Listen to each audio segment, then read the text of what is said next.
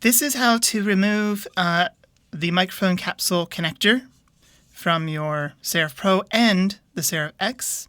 The official method to very cleanly remove these connectors is to take out the 4 screws, disassemble the microphone, and then use a thin 4.5 millimeter wrench to basically come down from the top,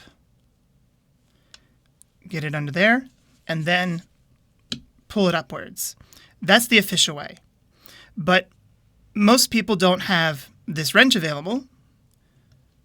So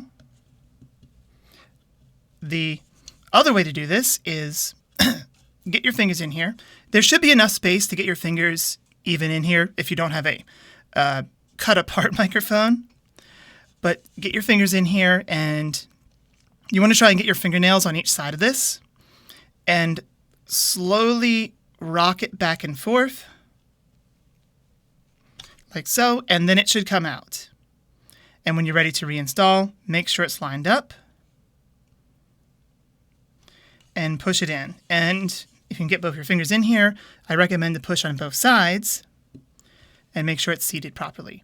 That is the easy way to do this.